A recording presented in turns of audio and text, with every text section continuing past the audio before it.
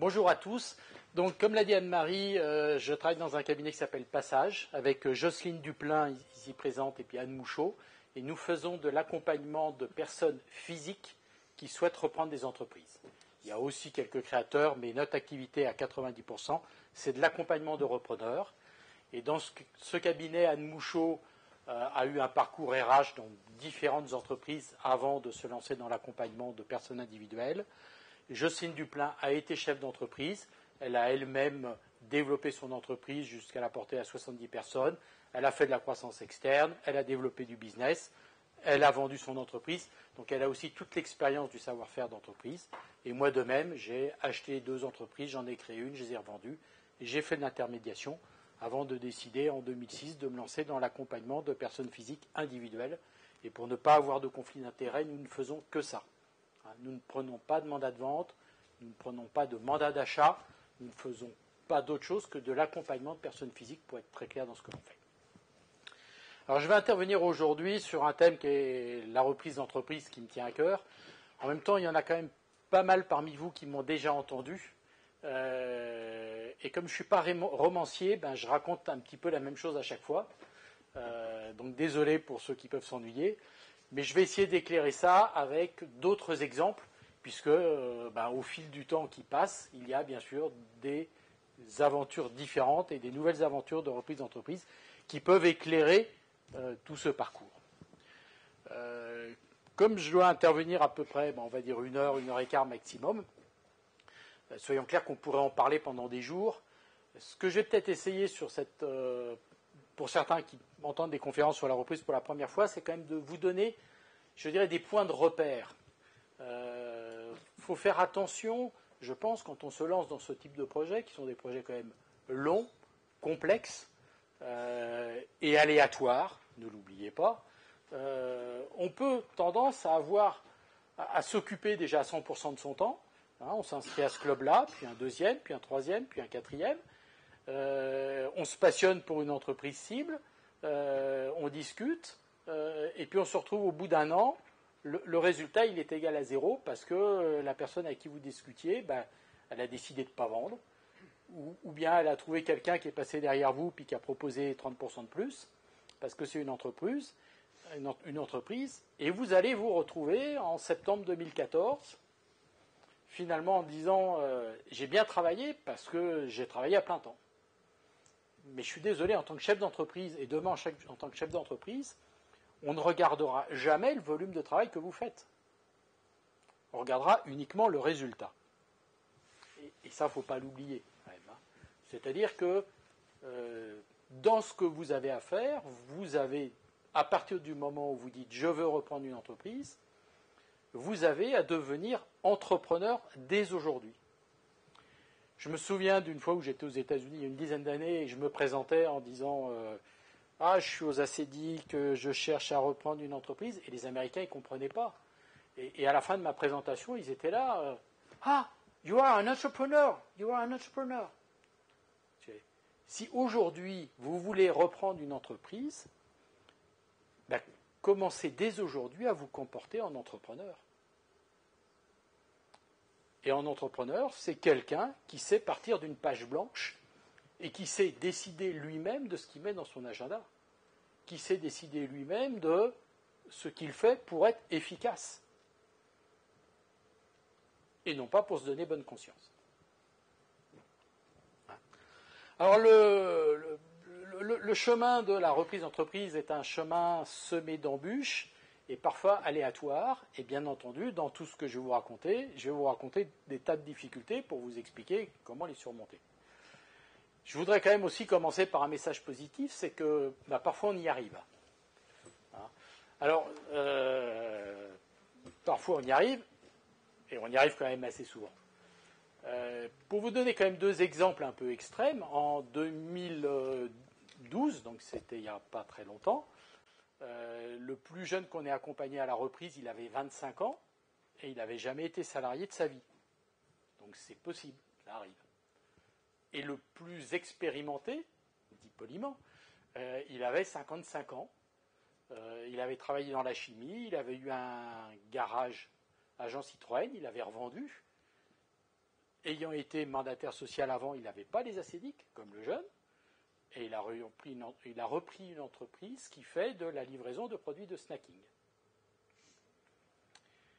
Et puis, comme les dames sont rares dans le milieu de la reprise d'entreprise, je voudrais quand même vous donner un message positif. Les 3 dernières signatures que nous avons faites dans le cabinet sont avec 3 femmes repreneuses d'entreprise.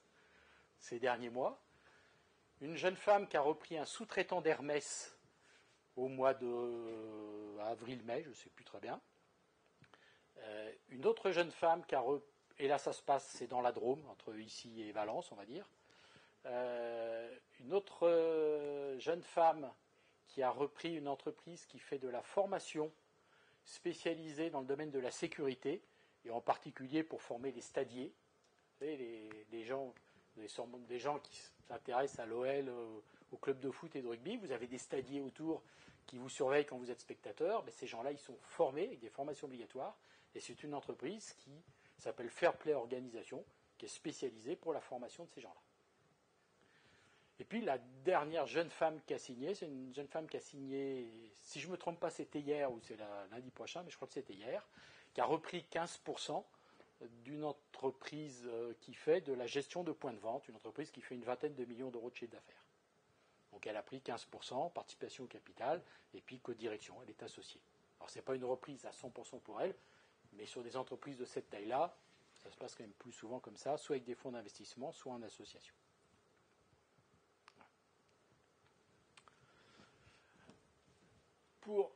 Oui, on va démarrer là, et puis un petit schéma quand même tout de suite, puisqu'on va parler de la gestion des hommes et du temps, je dirais, dans un scénario de reprise d'entreprise. Bien sûr, à la fin, vous allez terminer avec un jour où il y a l'étape qu'on appelle le closing. C'est le terme bien connu en anglais, en français la réitération. C'est le jour où vous allez donner le chèque au cédant et où vous allez devenir propriétaire. Avant cette étape-là, vous avez une étape qui s'appelle le protocole ou promesse de vente, et on en reparlera, on va passer ça dans les deux sens. C'est le moment où vous signez l'acte juridique de vente pour la première fois, sous certaines réserves, et que vous allez re-signer ce jour-là. Et puis avant, il y a la lettre d'intention. La lettre d'intention, c'est le moment où vous allez vous serrer la main avec un cédant en étant d'accord, grosso modo, sur l'objet de la vente et le prix de la vente, et où le cédant va verser une larme parce qu'il va vous confier son bébé. Mais avant ça, il y a eu un premier rendez-vous avec le cédant, bien entendu. Et puis avant ça, il y avait vous.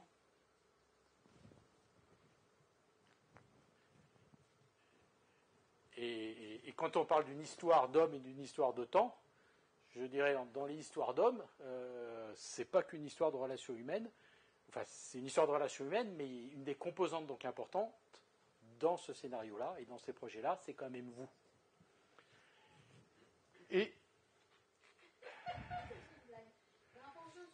tu reviens en arrière. Oui, mais on reviendra après. Ce que je veux dire, c'est que, bien entendu, vous pouvez ouvrir des tas de bouquins sur l'entrepreneuriat, la reprise d'entreprise, la création d'entreprise, ainsi de suite, et on va vous parler d'un certain nombre de toutes les qualités qu'il faut avoir pour être chef d'entreprise et pour réussir demain. Ça me semble quand même important d'y réfléchir avant de se lancer. Et il y a peut-être un certain nombre de choses peut-être essentielles que je voudrais passer comme message avant de vous lancer, c'est que par rapport à du salariat, il y a quand même un certain nombre de différences fondamentales. Et peut-être que la principale, et à bien intégrer, c'est que si demain vous êtes chef d'entreprise, vous serez le numéro 1 de cette entreprise. C'est-à-dire que vous n'aurez pas quelqu'un, derrière vous pour vous retourner en disant est-ce que je l'embauche celui-là? Ou est-ce que je le licencie celui-là? C'est une situation où vous vous retrouverez à vous dire il y a des difficultés économiques, je dois prendre mes responsabilités, je dois faire des licenciements économiques, et pas de bol, ça tombe sur un salarié que j'aime bien, que je croise le samedi au marché, dont l'épouse c'est la copine de ma femme. Ça ne sera pas une raison suffisante pour ne pas avoir le courage, en tant que chef d'entreprise, de dire je me sépare de cette personne-là, parce que c'est la sauvegarde de votre entreprise et de votre famille qui est en jeu. Autre chose, pour moi, fondamentale, c'est que demain, quelle que soit la taille de votre entreprise, vous serez le premier commercial de votre entreprise. Il n'y a pas le choix. D'accord? Et que vous aurez demain à défendre votre chiffre d'affaires et la marge de votre entreprise. Et se poser ces questions-là avant de se lancer dans ce type de projet et même avant de se dire je vais me poser la question de quel est le type d'entreprise qui me corresponde bien, ces fondamentaux-là, ils sont indépendants des entreprises que vous pourriez reprendre. Et donc peut-être réfléchir à ce type de questions, vous faire aider pour y répondre, demander l'avis, le point de vue de quelqu'un qui vous connaît bien, d'un ami, de votre épouse, d'un conjoint, avoir bien réfléchi sur le fait que vous allez engager dans ce type d'aventure les économies de la famille en général. Est-ce que vous êtes d'accord? Jusqu'à combien vous acceptez de perdre?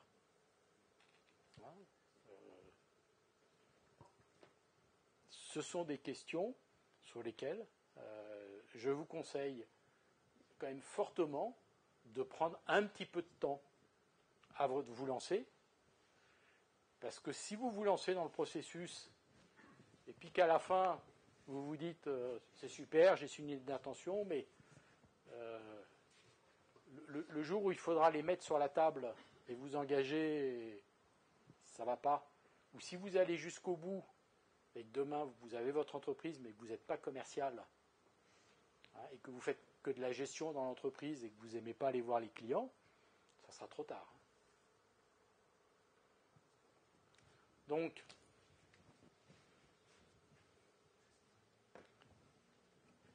on ne va pas balayer tout ça, c'est intérêt. Puis il y a un certain nombre de choses que l'on retrouve partout. Mais c'est un peu comme dans tout, il y a la règle des 80-20. Bien sûr que vous allez répondre à des tas de choses. Oui, j'ai un esprit d'initiative. Oui, je suis tenace. Oui, voilà, il y a trop facile. C'est je mets 200 000 euros sur la table. Est-ce que je suis capable de les perdre? Est-ce que ça ne mettra pas ma famille en danger, mon ménage en danger? Est-ce que demain je serai licencié? Est-ce que demain je saurai défendre ma marge? Est-ce que demain je prendrai ma valise pour aller trouver des clients? Le reste, de mon point de vue, c'est quand même secondaire. Voilà.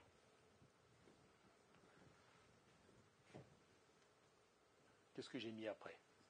Les facteurs clés de succès dans un projet de reprise. Voilà. On en est toujours à cette phase-là quand même. Je l'ai mis, c'est la détermination. C'est peut-être un élément important, c'est-à-dire que aujourd'hui, les chefs d'entreprise qui réussissent, c'est pas forcément d'être très intelligent et très intello. C'est là. C'est ça qui va vous faire réussir demain, et c'est ça qui va vous faire réussir dans la durée d'un projet de reprise. Un projet de reprise, c'est, si ça se passe très bien, 15 mois. C'est plus souvent 18 mois, 2 ans. Et si vous n'avez pas l'envie accrochée là, faites attention. Ce n'est pas quelque chose d'intellectuel. D'accord. Et ce n'est pas forcément les gens qui ont fait le plus d'études qui réussissent le mieux à la tête de leurs entreprises. Je sais que les études, c'est souvent un complément à un certain nombre de qualités personnelles que l'on a ou que l'on n'a pas dedans, ou que l'on peut acquérir dedans. Le deuxième, après, c'est le commercial. Et le commercial, il y a aussi une grande différence parfois avec le commercial dans une entreprise. Parce qu'un commercial dans une grande entreprise, quelqu'un qui a des responsabilités, il y a parfois deux caractéristiques que vous n'allez pas retrouver à une tête de PME. C'est que vous êtes un commercial avec un portefeuille de clients, et on vous demande d'entretenir les relations avec ce portefeuille de clients. C'est le commercial éleveur, mais si vous n'êtes qu'un éleveur et vous n'êtes pas un chasseur, vous aurez quand même beaucoup de mal demain. Donc c'est commercial éleveur et commercial chasseur. Et puis la deuxième chose, souvent quand on est salarié commercial dans une entreprise, vous avez des objectifs de vente. Demain, en tant que chef d'entreprise, votre objectif, ce n'est pas de vendre, c'est de faire de la marge. D'accord. C'est de savoir perdre des affaires parce qu'un client refuse votre prix. Et je vois sur un certain nombre de nouveaux chefs d'entreprise ont des gens en difficulté. Il peut y avoir des gens qui ne vont pas voir des clients.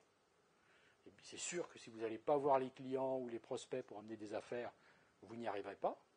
Et puis on voit d'autres types de gens en difficulté. Ce sont des gens qui vont voir des clients, qui signent des affaires, mais à perte. Des gens qui ne savent pas suffisamment perdre d'affaires.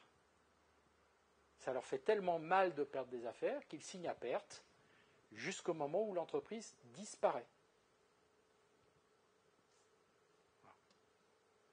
Et ça, c'est souvent quelque chose qui, en termes de dimension commerciale, on n'a pratiquement jamais vécu lorsque l'on travaille dans un groupe.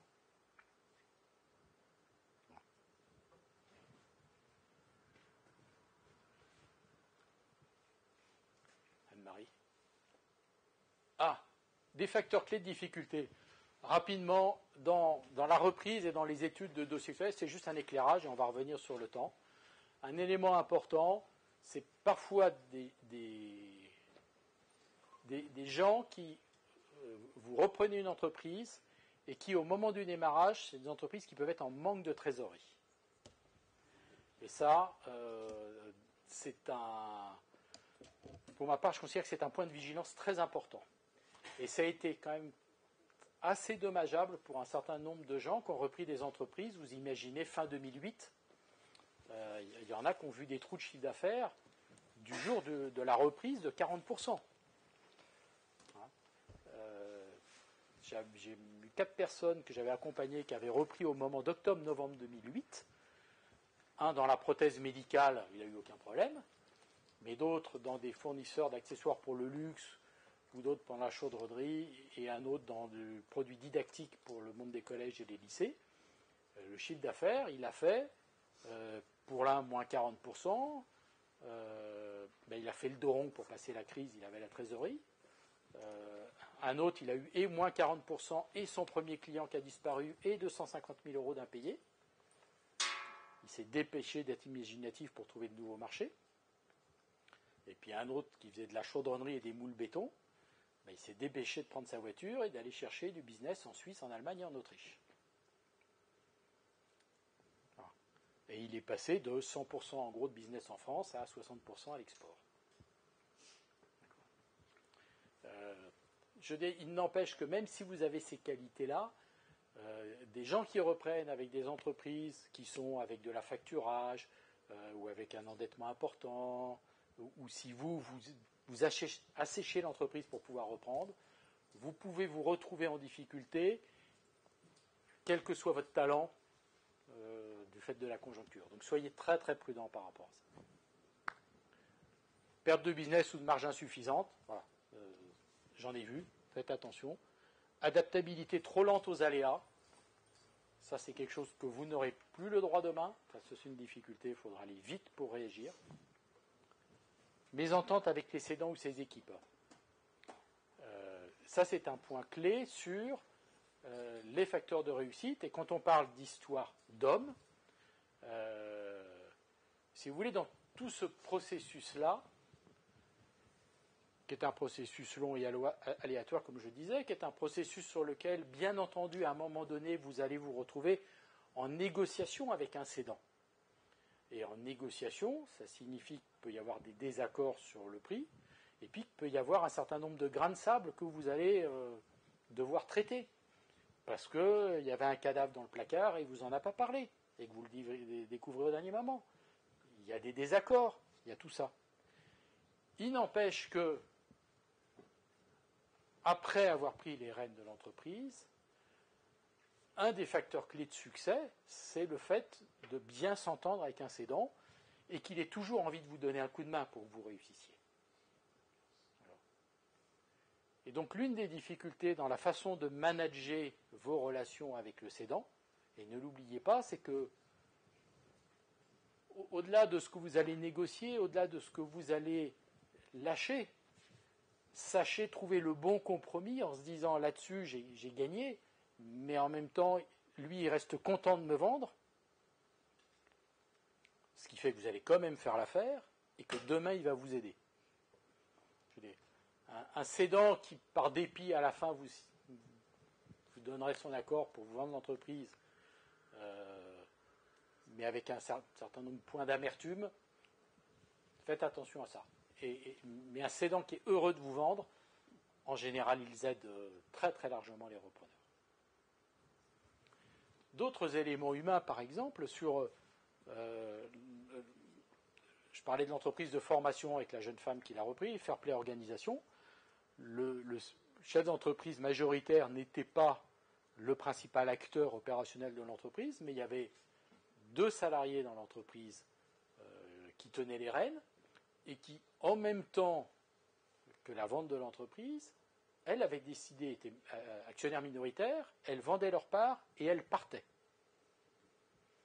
C'était bien sûr un dossier à risque énorme de se dire le patron vend et les 2 salariés principaux s'en vont. Je l'ai vu comme ça, on se dit il ne faut jamais y aller. Et je suis d'accord avec vous. Mais il faut toujours aller voir les gens. Et là, en fait, la jeune femme qui a reprise est allée voir ses 2 principaux salariés et elles se sont très très très bien entendues. Et il y a eu un tel climat de confiance que, effectivement, elles sont parties, effectivement, elles ont vendu les parts, mais elles ont tout fait pour que ça se passe bien.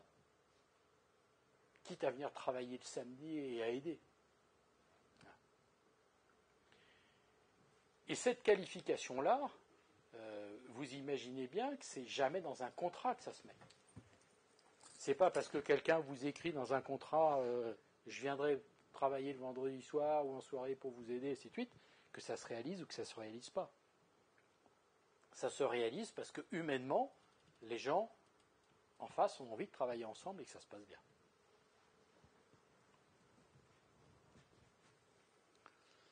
Et puis, l'inadéquation repreneur-entreprise est aussi un élément clé à prendre en compte dans le facteur de réussite. Vous avez des gens qui sont faits pour un type d'entreprise et d'autres qui ne le sont pas.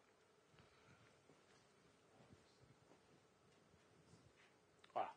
Et donc, dans ce dernier point, je voudrais aborder, avant de vous lancer et de rechercher les entreprises, les critères de réussite d'un projet. Et le premier, quand même, c'est le j'ai envie. Et je voudrais insister là-dessus, surtout pour ceux qui ne m'ont jamais entendu sur le sujet. Pourquoi ? Parce que lorsqu'on a travaillé 20 ans pour une entreprise, on arrive à 45 ans, on n'a pas appris à exprimer ses envies. Premier point. Et donc, très souvent, on voit des gens qui n'osent pas dire ou avouer ou exprimer leurs envies. Et pourquoi pas le faire ? Je dirais, tout est autorisé. j'étais tout à l'heure au téléphone avec quelqu'un qui regarde des entreprises industrielles, et puis en même temps, il me disait, j'ai un autre projet, je suis allé voir une entreprise à vendre, c'est un camping. Ça n'a rien à voir. Mais très souvent, ce genre de projet, ou en tous les cas ce genre de cible, si vous avez tout de suite à exprimer qu'est-ce que vous avez envie de reprendre, c'est très très rare que les gens arrivent en disant j'ai envie de reprendre un truc farfelu. La plupart du temps, vous allez raisonner en disant je suis un spécialiste du béton armé, je cherche une entreprise dans le béton armé. D'accord. Mais n'oubliez pas une chose, c'est que des tas de gens peuvent vous dire que si vous êtes un spécialiste du béton armé, vous aurez du mal à reprendre une entreprise dans les biotechnologies. Ça, c'est évident. Des tas de gens vont pouvoir vous conseiller sur est-ce que vous saurez faire demain. Mais personne ne saura à votre place vous dire ce dont vous avez envie. Et le ce dont vous avez envie, ça fait partie de votre liberté. Y compris dire j'ai envie de devenir détective privé ou j'ai envie de devenir chirurgien. C'est difficile aujourd'hui de devenir chirurgien si vous vous lancez. En même temps, j'ai un jeune frère qui a 42 ans, qui a travaillé 10 ans pour Rio Tinto avec des fonctions de VP. Il a démarré la semaine dernière ses études de médecine. C'est pas impossible. D'accord ? On s'imagine toujours que c'est impossible des tas de scénarios qu'on peut inventer. Non, le champ des possibles est très très large. Et puis il y a des tas d'entreprises des secteurs que vous n'imagineriez pas. Et pour ouvrir ce champ des possibles, ce que je dis souvent, c'est prenez les pages jaunes de l'annuaire. Vous commencez à Abat-Jour et vous terminez à Zoho. Et je vous promets que c'est le seul moyen où j'ai vu des gens, en leur donnant la liste et en leur demandant de pointer ce qui les intéressait, de sortir dans leurs critères de ciblage, objet sexuel, d'accord, ou un autre objet funéraire. Ces mêmes personnes, je leur donne une page blanche en disant qu'est-ce qui te fait envie, ils ne vont pas écrire ça spontanément. Lâchez-vous. Lâchez-vous. Ouvrez le jeu. D'accord ? C'est important d'ouvrir sur le domaine des envies. C'est pas forcément facile. Après, il faudra peut-être refermer un certain nombre de domaines. Parce que vous avez des domaines d'activité où on trouve très peu d'entreprises à revendre. J'ai très classiquement des gens qui viennent du monde de l'informatique, qui recherchent une entreprise dans le monde de l'informatique. Malheureusement, dans le monde de l'informatique, toutes les belles petites entreprises qui existent, elles vont se revendre très cher parce qu'elles vont être achetées par des groupes. Donc en tant que particulier, dire je cherche une entreprise dans le domaine de l'informatique, oui, vous pouvez en avoir envie, oui, vous saurez faire, mais maintenant le marché, il n'existe peut-être pas. Et puis, vous aurez à répondre, bien entendu, après, à je saurai faire et je serai reconnu. Et je pense que ce qui est important aussi de retenir, c'est que la réponse à ces questions-là, il ne faut pas l'apporter de façon intellectuelle. C'est uniquement en allant voir les entreprises sur le terrain que vous saurez répondre à cette question, je saurai faire ou je ne saurai pas faire. Je vais vous donner 2 exemples, ça peut dépendre de la taille de l'entreprise. Je veux dire, un patron d'une entreprise de chaudronnerie avec 6 salariés, ce n'est pas le même job qu'un patron d'une entreprise de chaudronnerie avec 15 salariés, et ce n'est pas le même job qu'une chaudronnerie avec 50 salariés. Un patron d'une chaudronnerie de 7 salariés, c'est un chef d'atelier, grosso modo, en termes de compétences. Le patron d'une chaudronnerie de 15 personnes, c'est un chargé d'affaires commercial, en complément de son métier de chef d'entreprise, si vous voulez. D'accord ? Et puis, le patron d'une entreprise de 50 salariés en chaudronnerie, c'est un gestionnaire-manager, en plus d'être patron de chef d'entreprise. Il a forcément autour de lui des chargés d'affaires et des commerciaux. Et ce n'est pas forcément ouvert au même type de profil, ce type d'entreprise. Et donc, répondre, même sur certains métiers, ça je ne saurais pas faire, ça peut parfois dépendre de la taille de l'entreprise. Je me souviens d'entreprises que j'avais visitées qui faisaient des andouillettes. Une fabrique d'andouillettes avec 4 salariés, la vie au quotidien du patron, c'est pas la vie du patron de Poppy à Lyon, qui est beaucoup plus gros. C'est pas du tout la même vie. Et une des choses importantes donc, que vous aurez à faire pour y répondre, lorsque vous rencontrez un cédant, c'est de lui poser la question, monsieur, racontez-moi une journée type chez vous. Comment se déroule la journée? Vous arrivez à quelle heure? Qu'est-ce que vous faites? Racontez-moi votre semaine. Et après, à vous de répondre, est-ce que j'ai envie de prendre son costume? Ou est-ce que, si je ne prends pas son costume parce que ce n'est pas possible, quelles conséquences ça a sur mon projet? Est-ce que je peux embaucher quelqu'un pour faire son job? Combien ça me coûte? Qu'est-ce que je vais faire moi? Quelle est la valeur ajoutée que je vais amener? Si c'est une personne de plus, quel est le business en plus que je vais amener pour justifier cette personne en plus? Voilà, c'est vous projeter sur l'entreprise de demain, soit vous avec le costume du cédant, soit vous avec un autre costume. Est-ce que c'est possible ou pas?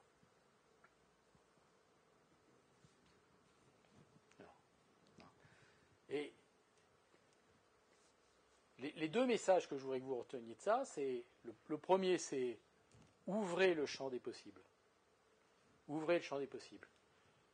Et quand je dis ouvrez le champ des possibles, pour vous donner des exemples, je vous en ai parlé sur l'entreprise qui ont été repris par les jeunes femmes, une entreprise qui fait de la formation pour les stadiers, il y a beaucoup de personnes qui sauraient faire. Quelles sont les qualités qu'il faut avoir à la tête de cette entreprise? Je connais quelqu'un qui a repris il y a 5 ans une entreprise qui fait du produit de polissage. Pâte à polir, textile à polir pour le monde du luxe. Imaginons que j'ai eu, moi, cette entreprise à vendre. Si j'avais cherché un spécialiste du polissage pour reprendre une entreprise, j'en aurais jamais trouvé. Ça n'existe pas. Hein? Mais quelles sont les qualités qu'il faut avoir pour réussir à la tête de ce type d'entreprise? Et vous n'avez cette réponse-là qu'en étant allé voir l'entreprise. Donc vous pouvez vous dire sur un secteur, oui, j'en ai envie. Allez vérifier l'entreprise pour si vous en avez vraiment envie ou est-ce que c'est un fantasme. Et puis allez voir les entreprises aussi pour répondre, je saurais faire ou je ne saurais pas faire. D'accord. Un autre qui a repris une entreprise qui s'appelle Promic, qui faisait à l'époque principalement les bancs didactiques que l'on a au collège et au lycée, avec du magnétisme, d'électricité, de l'optique. Donc il faisait ces types de matériel qui étaient revendus à des cataloguistes qui revendent à l'éducation nationale. Quelles sont les qualités qu'il faut avoir à la tête de ce type d'entreprise? Est-ce que c'est plutôt un technicien ou est-ce que c'est plutôt un commercial? Le repreneur, il ne connaissait rien à la technique, il a repris ses bouquins de seconde, première, terminale de physique, et avec ça, il en sait suffisamment pour diriger ce type d'entreprise avec les équipes techniques qu'il a autour de lui. Et il a développé de nouveaux business, il importe maintenant des balises aériennes pour tout ce qui est immeuble de grande hauteur. Le champ des possibles est assez vaste. Maintenant, si c'est une chaudronnerie de 15 personnes, il faut quand même plutôt connaître le métier, bien évidemment. Il y a une adéquation. Je vais vous donner un autre exemple pour finir sur ce type-là. C'est quelqu'un qui était un docteur en physique et chimie des matériaux, Et une fois, il est allé voir une entreprise qui fait des prothèses de hanches et de genoux. Et a priori, tout son entourage lui a dit faut être médecin pour être là-dedans. Mais va quand même voir. Et à la tête, il y avait un médecin. Mais ce n'était pas un atout d'être un médecin à la tête de cette entreprise. Parce qu'en fait, les interlocuteurs et les clients sont des chirurgiens orthopédistes qui participent à la conception des nouveaux produits. Et donc tout l'aspect, on va dire, médical du produit, de toute façon, est porté par la clientèle qui aide à la création des nouveaux produits. Et cette personne qui était arrivée pour reprendre, qui était docteur en physique et chimie des matériaux, par contre a amené des compétences que n'avaient pas ses clients et qui étaient très profitables à l'entreprise. Voilà. Plus un style humain de bac plus 10, on va dire, scientifique, qui fait que c'était des gens qui, dans la façon de se comporter, de dialoguer, de reconnaissance de ce monde scientifique, s'entendaient bien. Le message à retenir, c'est aller vérifier tout ce que je vous dis en allant sur le terrain, en allant sur le terrain, en allant sur le terrain. Alors, je vais revenir sur ce petit schéma-là et sur l'ensemble du processus. Donc vous connaissez un peu mieux. Vous vous êtes dit, je vais chercher une entreprise. Allez, moi c'est le métal, j'aime le métal, ou j'aime le bois, ou j'aime le caoutchouc. Et puis j'aimerais bien trouver une entreprise qui est autour de Bourgoin. Donc j'ai cherché à la fois des entreprises de ce secteur-là. Et puis je vais aussi regarder tout ce qui existe autour de Bourgoin parce que peut y avoir, un métier auquel je n'ai jamais pensé. Anecdote, je connais une entreprise qui est en Auvergne qui fabrique des colliers anti-aboiement pour les chiens. Il n'y en a qu'une. D'accord ? Jamais vous mettrez ça en critère, bien entendu. Mais c'est en regardant tout ce qui existe sur un lieu donné que vous pouvez vous dire, tiens, ça, pourquoi pas.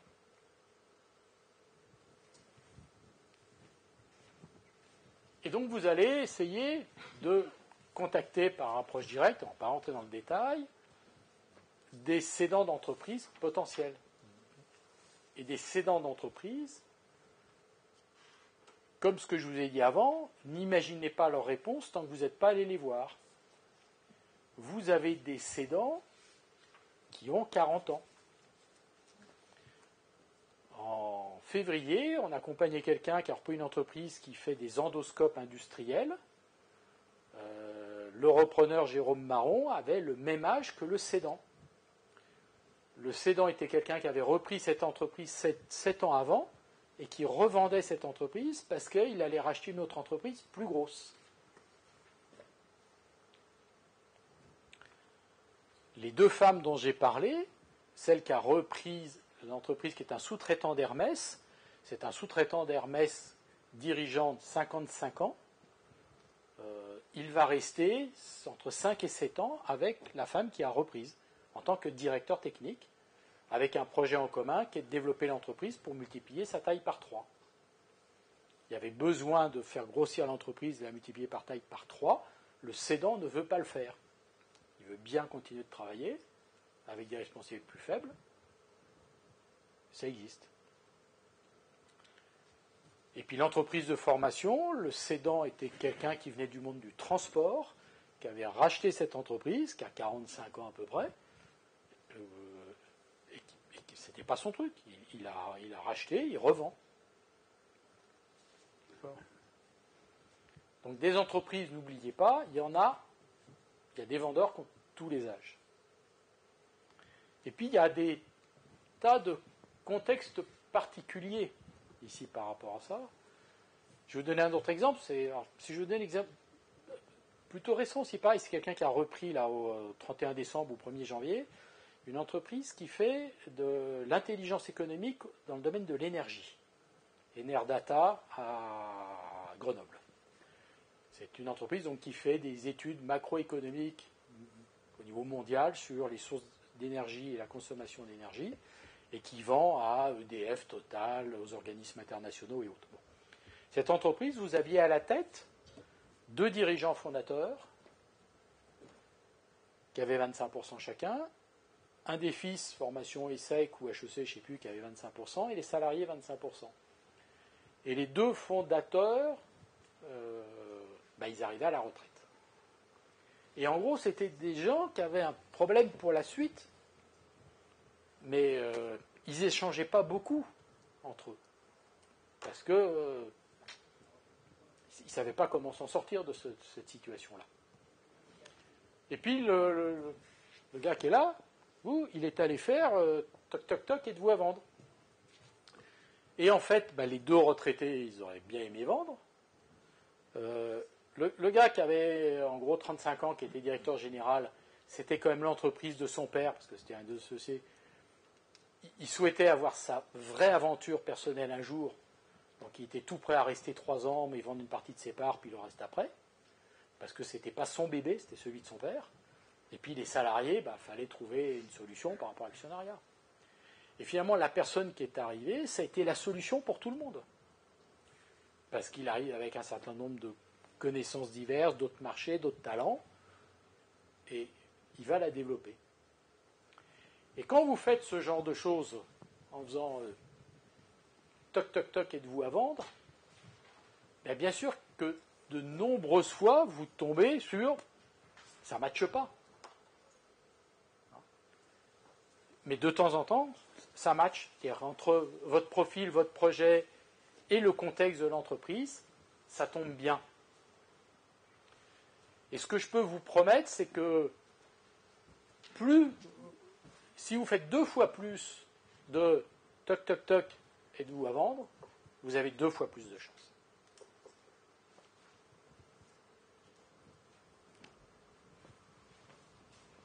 Et donc, ce que je vous conseille, c'est de faire au-delà de regarder un peu partout, c'est de faire de l'approche directe dans ce que vous faites.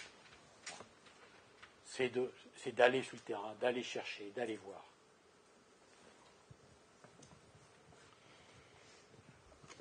Alors, pour tracer un peu tout ceci, ce que je voudrais peut-être que vous compreniez bien, c'est que dans ce processus-là, vous avez réellement, dans un projet de reprise, 3 grands temps. Vous avez le temps de l'humain, au niveau relationnel.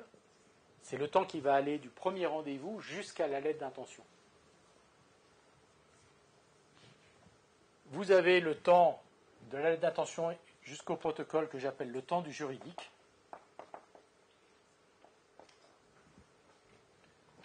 Et puis du protocole jusqu'au closing, le temps de la finance. Et si on parle de gestion du temps, et on reviendra un peu sur un certain nombre d'éclairages, ici vous comprenez bien que vous voulez arriver à un moment donné dans une relation avec un cédant, avec qui vous allez être d'accord sur l'objet, sur le prix, sur les conditions essentielles, et en plus il va être content de la vendre à vous, cette entreprise. D'accord ? Donc c'est un moment humain très important, et c'est une phase ici qui peut être très très longue. Qui peut être très longue, d'autant plus que vous avez du temps de libre et vous êtes impatient, vous voyez le temps qui passe, la pression du temps qui vous arrive dessus, et que lui, il n'est pas pressé. Ou même s'il est pressé, de toute façon, il a d'autres urgences que vous, c'est la survie de son entreprise et de s'y trouver du business. Donc sa vision du temps, ce n'est pas du tout la même que vous. En plus, dans ce processus de décision de vente de l'entreprise, parfois ce sont des gens qui se sont dit oui, je vais vendre, intellectuellement ils sont décidés, mais ils n'y arrivent pas. Moi j'ai eu une négociation, là c'est ce premier semestre, où on est arrivé jusqu'au bout avec une superbe entente avec le vendeur. Une lettre d'intention, réunion avec les avocats, autour de la lettre d'intention pour se dire on est d'accord sur tout, on va lancer le processus là. Et puis la personne, fin juillet, non, j'arrive pas à vendre. D'accord ? Ou des gens qui Vous faites tout le processus, puis vous arrivez jusque-là, on se met d'accord. On se réunit pareil avec avocat expert comptable, enfin avocat pour lancer la rédaction du protocole. Et puis, malheureusement, le lundi, la personne, le chef d'entreprise, y rappelle, désolé, on a eu une réunion de famille ce week-end et on n'avait jamais imaginé, mais notre fille nous a dit qu'elle souhaitait reprendre. Donc vous avez parfois des cédants qui ne sont pas des vrais cédants jusqu'au bout, ou au dernier moment ils hésitent. Vous avez des cédants qui veulent vendre, mais qui au dernier moment, c'est un des enfants qui va reprendre. Vous avez aussi des cédants qui ont leurs enfants dans l'entreprise et qui n'ont jamais demandé à leur enfant si l'entreprise les intéressait. Et ça, je l'ai connu en tant qu'intermédiaire, un cédant d'entreprise à Saint-Étienne qui voulait me signer un mandat. Son fils était dans l'entreprise et il a fallu que j'arrive à rencontrer les deux en même temps pour lui dire « Mais monsieur, si le jour de la signature, David vous dit « Papa, au même prix, j'achèterai bien, qu'est-ce que vous ferez ?» Il s'est retourné vers son fils, il lui a dit « David, ça t'intéresse ?» Et David a dit « Oui. Oui, papa. » Ça arrive. Donc l'une des difficultés dans tout ce process-là, c'est qu'on est dans le domaine humain avec tous les aléas de la relation humaine. Et que ça prend du temps. Et l'un des conseils que je voudrais vous donner, quand même, sur toute cette partie-là, c'est de bien comprendre que vous êtes dans l'humain avant d'être dans le financier. Et quand je dis dans l'humain, c'est ne vous transformez pas en auditeur commissaire aux comptes ou auditeur comptable. Hein. N'arrivez pas avec votre batterie de questions quand vous rencontrez un cédant ou un chef d'entreprise. Posez des questions ouvertes et laissez-le parler, laissez-le parler, laissez-le parler. La plupart du temps, les gens vont vous donner spontanément 95% des réponses aux questions que vous auriez pu poser. Mais c'est quand même beaucoup plus agréable pour lui. Vous serez beaucoup moins intrusif en rajoutant juste le petit bout de question qui vous manque sur l'information qui vous manque par rapport à ce que vous vouliez.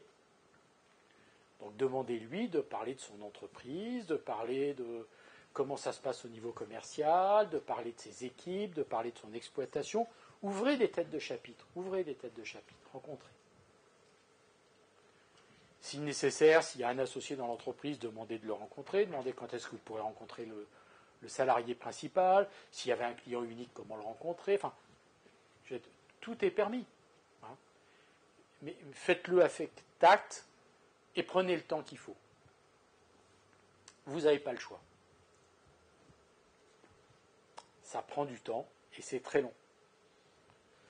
Je me souviens d'une négociation qui, en gros, entre là et là, sur une entreprise où ça a été très dur au niveau de négociation sur le prix, c'est Pakinov, qui est du côté de Valbonne, une entreprise de machines spéciales en operculage. On a discuté pendant plus de 9 mois sur le prix. Il y avait un vendeur gérant, il était devenu tellement amoureux du repreneur que lui il disait oui, c'est avec lui que je veux travailler, donc j'accepte un prix bas. Mais il y avait un autre actionnaire qui avait 55%, qui était un industriel de 75 ans, qui était très très dur en affaires. Mais il a fallu résister jusqu'au bout. Jusqu'au dernier jour, on va dire, là, où on s'est retrouvés autour de la table, il y avait les deux, le gérant et puis le majoritaire, le repreneur et moi, et le cédant majoritaire, en début de séance. D'abord, il nous avait invités pour déjeuner et après on négocie. Donc ça, on avait refusé. J'avais rappelé en disant refus. On négocie, on déjeune après. Et puis la deuxième chose qu'on a faite, c'est le cédant attaque la réunion. Qu'est-ce que vous avez à nous dire? Et là, j'ai répondu un seul mot. Rien. Et on s'était bien entendu avec le repreneur. Je lui ai dit, tu ne l'ouvres pas. Et il s'est passé un long temps de silence, je peux vous dire. Et c'est eux qui ont craqué les premiers. et il nous a dit « Bon, on voulait vous dire qu'on était d'accord. » Parfois, les négociations, c'est comme ça. Mais pour en arriver jusque-là, je peux vous garantir que le repreneur avec le gérant qui allait en plus rester 2 ans avec lui, ils avaient tissé une super relation. Donc faites attention à ça, de bien prendre en compte le fait que vous avez en face de vous un homme ou une femme, chef d'entreprise, qui va vous céder son bébé. Que ça prend du temps, la séduction. D'accord ? Ça prend beaucoup de temps, cette phase-là. Et si j'en voulais en venir un peu, non pas du descriptif, mais un conseil, la seule chose à faire, c'est de travailler sur plusieurs dossiers en parallèle. Vous n'êtes jamais sûr d'arriver au bout.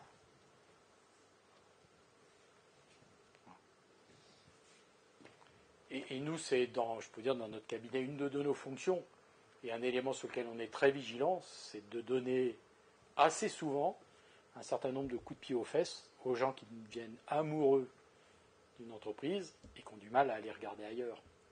C'est naturel, c'est normal, c'est dangereux.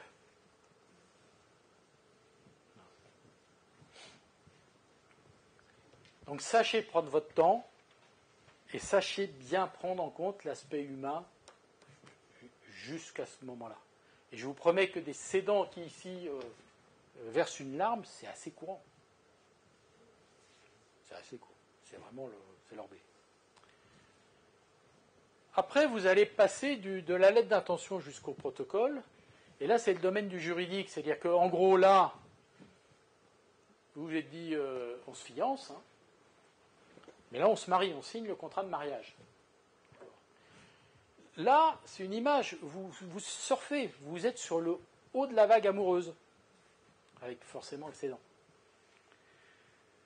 Ça ne dure pas une éternité, vous le savez. Donc le grand conseil que je vous donne, c'est lorsque vous arrivez là et que vous avez signé, c'est par contre au niveau de la gestion du temps d'aller le plus vite possible jusqu'au protocole et donc de prendre la main sur la gestion du temps. Autant avant vous n'avez pas la main, autant à partir de la lettre d'intention, prenez la main. Et quand je dis prenez la main, c'est que c'est à vous de dire à votre avocat, on ne travaille pas par des échanges de mails et de projets de protocole de l'un à l'autre. On se réunit, on en discute, on sort de la salle, enfin on se met d'accord, à la fin on édite tout et on signe en bas. L'idéal, c'est d'avoir derrière une lettre d'intention une réunion de travail dans les 8 jours qui suivent avec les 2 avocats. Vous dites aux 2 avocats, messieurs, voilà sur quoi nous sommes mis d'accord. Les avocats vont compléter d'autres aspects qui manquent. Ils préparent les documents à 95%. On se réunit et on sort de la salle quand c'est signé.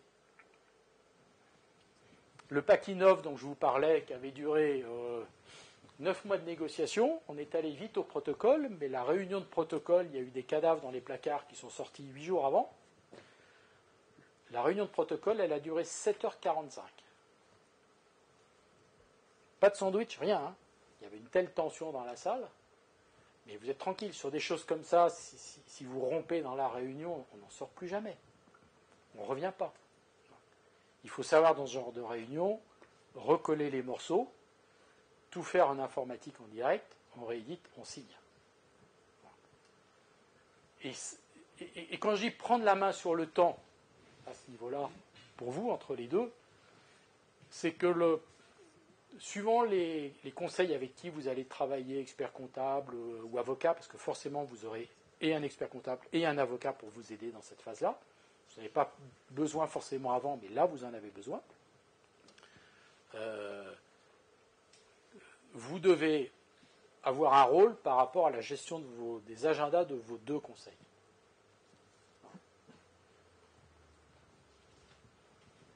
Et si on termine sur la gestion du temps entre le protocole et le closing, là vous avez à nouveau la gestion du temps.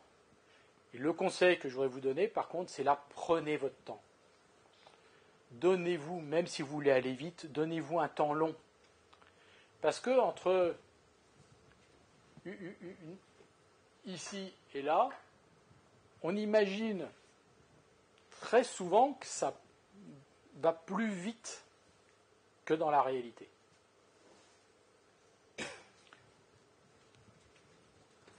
Là, on peut être entre 3 mois et 9 mois. Là, il faut être entre, je dirais, 3 semaines et 6 semaines. Et là, il ne faut pas imaginer qu'en moins de 3 mois, c'est fait. Hein. Les banquiers, c'est beaucoup plus long que l'administration française. Hein. Alors, pour vous montrer l'aspect humain, je vais vous raconter un peu une anecdote à ce même temps. Il y a quelqu'un qu'on accompagne depuis plus de 2 ans. Il a vu des tas de dossiers qui ont échoué parce que la fille a dit je reprends, les gars je vends, plus, et ainsi de suite. Et il avait, il y a presque 2 ans, fait une entreprise qui fait quand même 70 salariés, 8-10 millions d'euros de chiffre d'affaires, hein, dit toc toc toc, monsieur, êtes-vous à vendre? Et le chef d'entreprise, très sympa, 5e ou 6e génération, le nom du monsieur c'est le nom de l'entreprise, lui a dit non, j'ai personne dans ma famille, mais je vais vendre à mes salariés. Bon, il a repris contact 4 mois après, ou 6 mois après, 4 mois après, et le chef d'entreprise lui a dit non, finalement mes salariés ne reprennent pas, donc je vais vendre à mon ancien directeur commercial qui veut nous racheter. Il s'est passé du temps. Et puis 4 mois après, encore après, la personne a rappelé. Hervé, il s'appelle. Puis Hervé rappelle, bonjour monsieur, alors où est-ce que vous en êtes? Ah ben finalement non, mon directeur commercial, on n'a pas réussi à se mettre d'accord, donc maintenant c'est à vous que je vends.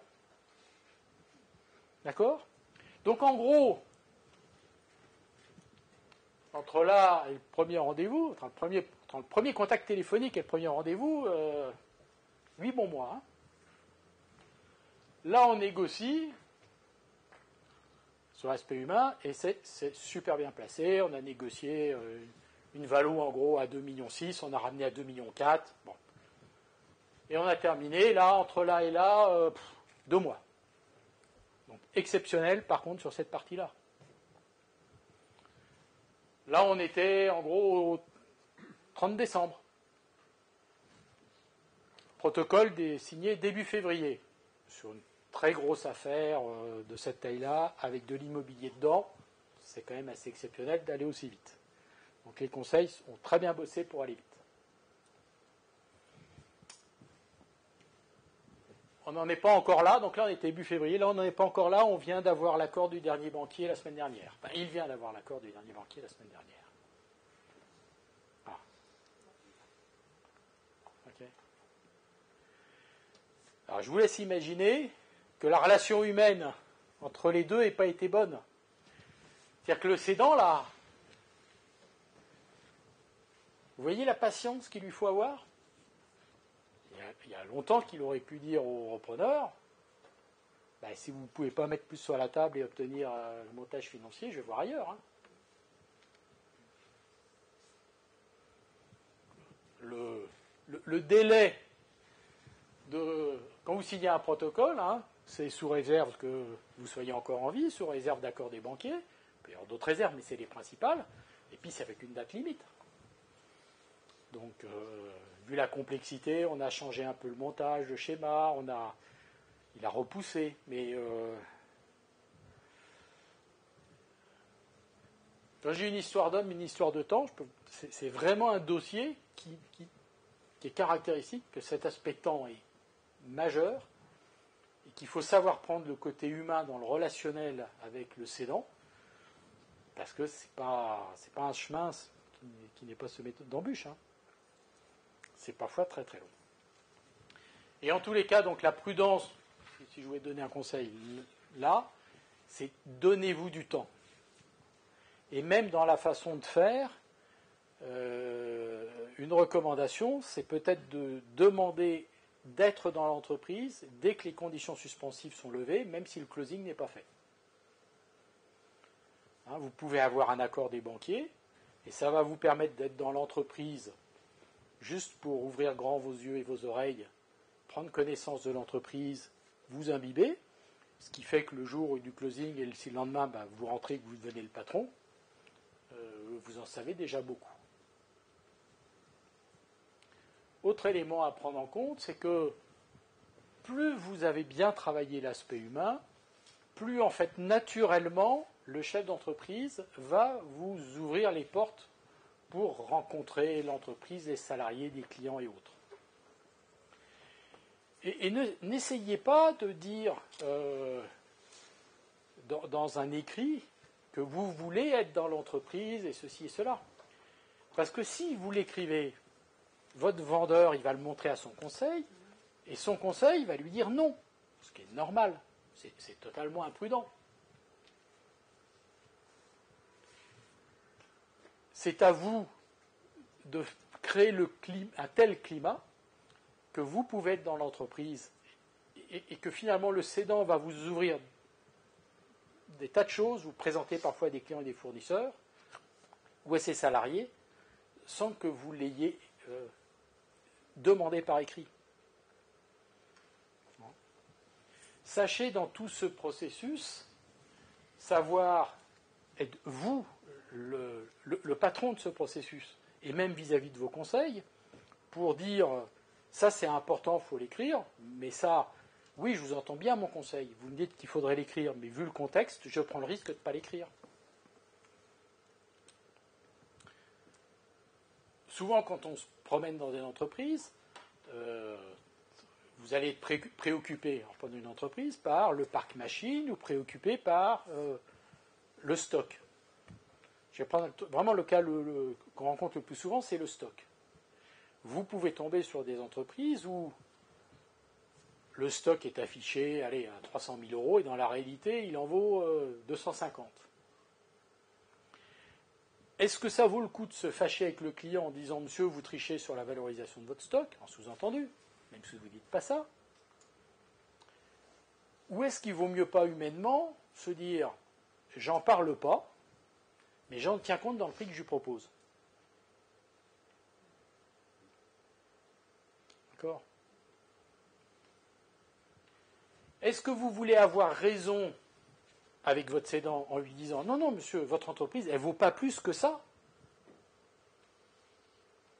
et être d'accord sur avoir raison et gagner dans le bras de fer avec lui sur la méthode de valorisation?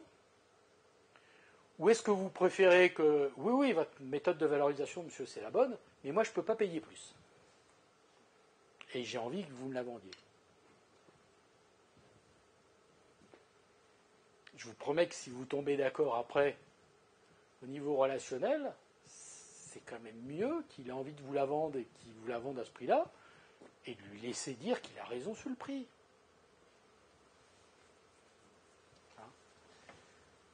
Je voudrais que vous n'oubliez pas que dans tout ce process, les aspects, la façon de résoudre les problèmes, il faut tenir compte de ce facteur humain.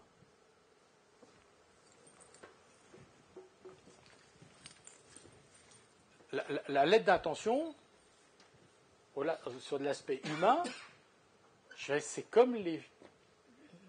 Sur l'aspect humain, je vais être caricatural et un peu anecdotique, sur des premiers rendez-vous avec une fille, on ne lui demande pas qui sortira les poubelles, quelles sont ses mensurations. On l'écoute. C'est suffisant. D'accord ? Et au moment des fiançailles, on ne parle pas du contrat de divorce et qui sortira les poubelles non plus. C'est là. D'accord ? Donc, tout ce processus-là, sachez bien prendre votre temps. Privilégier l'aspect humain. Et comme c'est aléatoire, allez chercher d'autres dossiers en parallèle. Patronne ? Bon, ça c'est juste un outil de présentation.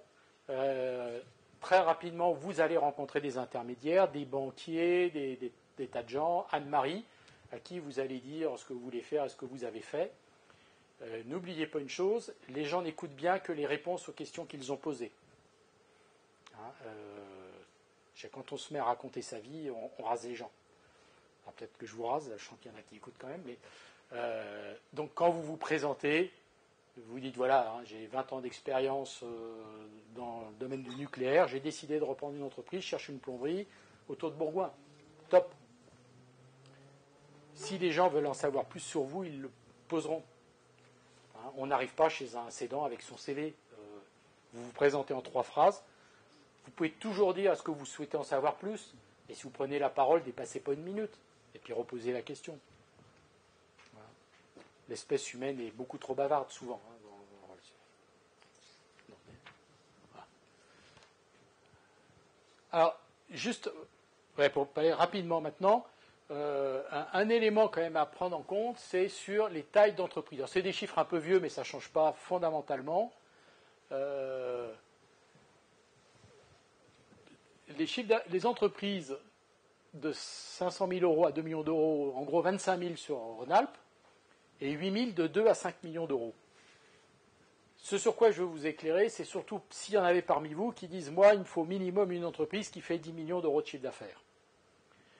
Il faut quand même être conscient, je vais vous donner un certain nombre de chiffres, c'est que sur des entreprises de cette taille-là, ce sont des entreprises sur lesquelles les opérations se font quasiment toujours, on va dire même à 100%, avec des fonds d'investissement. Le nombre d'opérations dans ce type de taille d'entreprise avec des fonds d'investissement en France, il y en a entre 250 et 500 par an. Et sur ces 250 à 500 par an, il y en a au maximum 10% qui sont faites avec des dirigeants qui viennent de l'extérieur de l'entreprise. Et puis après, vous dites aussi qu'un fonds d'investissement, lorsqu'il va prendre quelqu'un qui aura 5 ou 10% de l'entreprise, ses critères, c'est il faut que la personne connaisse ce secteur, il faut qu'elle ait déjà été directeur général, il faut qu'elle ait un profil commercial. Ça vous limite le risque de succès. Hein. Donc faites attention à ça. Et des gens qui cherchent des grosses entreprises, je dirais, bien sûr qu'on peut trouver. Mais nous, on est en élément d'alerte et de vigilance permanent en disant à quel moment tu acceptes d'ouvrir le champ des possibles, soit à des entreprises plus petites, soit à des postes de direction générale. Rechercher qu'une grosse entreprise et être que sur ce type de ciblage-là, c'est dangereux parce que le potentiel n'est pas du tout le même. Il faut quand même être très très lucide là-dessus. Alors les sources d'information, il y a des tas de choses qui sont là-dedans. Personnellement, j'ai un certain nombre de convictions. Je vous en ai rapidement parlé, c'est l'approche directe. Par contre, au final, n'oubliez pas que celui qui aura raison, c'est celui qui aura trouvé. Et donc, si vous trouvez une entreprise par un autre biais que mes convictions, c'est vous qui avez raison. De fait, j'ai été chef d'entreprise, la seule chose qui m'intéresse, c'est le résultat. Et donc, si vous avez un meilleur résultat par une autre voie, c'est que c'était la bonne voie pour vous. Ce que je veux dire surtout par là, c'est que ce n'est pas parce que j'ai des convictions que le reste, il faut le négliger. Vous pouvez toujours aller voir. Mais si vous allez voir ailleurs, dans des bases de données, chez des intermédiaires, chez votre banquier, faites connaître votre projet, vous devez avoir en contrepartie un certain nombre d'éléments de vigilance. Et qui sont les mêmes éléments de vigilance que si vous étiez un entrepreneur. C'est-à-dire que si c'est un dossier qu'il faut abandonner et que vous avez tendance à étudier parce que vous n'en avez pas d'autres, mais que ça ne correspond pas à vos critères, ben vous perdez votre temps plutôt que de continuer de chasser. Hein, on occupe son temps. D'accord ? Et puis même si c'est des dossiers qui sont dans des bases de données ou chez des intermédiaires, vous avez parfois des dossiers avec des intermédiaires qui signent et en fait sont des faux cédants. Et au dernier moment, ils ne vont pas signer. Ou quelqu'un d'autre va acheter plus cher que vous. Donc ayez le même degré de vigilance par rapport à votre emploi du temps et par rapport à votre positionnement vis-à-vis des entreprises que si vous étiez tout seul en relation avec un cédant. De même, ne vous laissez pas guider votre conduite. Imaginez que demain vous soyez chef d'entreprise et que vous vouliez faire de la croissance externe. D'abord, jamais vous allez regarder ce qu'il y a à vendre dans les bases de données. Vous irez vous dire, tiens, un tel il m'intéresse, un tel, et je vais aller voir s'il est en vente. Ou si vous la prenez par un biais, parce qu'un intermédiaire vous a contacté, ben vous irez voir. Mais si l'intermédiaire vous dit « Attendez, je vous interdis de l'appeler sans passer par moi », vous direz « Non, non, c'est moi qui décide. Je vous tiendrai informé, mais c'est moi qui décide de mon plan d'action. »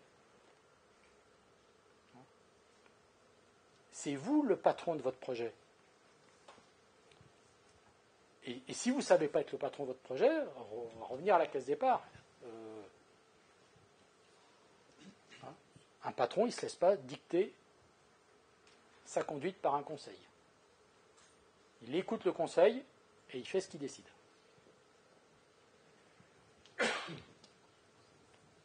Premier rendez-vous, c'est j'en ai parlé rapidement, on arrive à l'heure, voilà.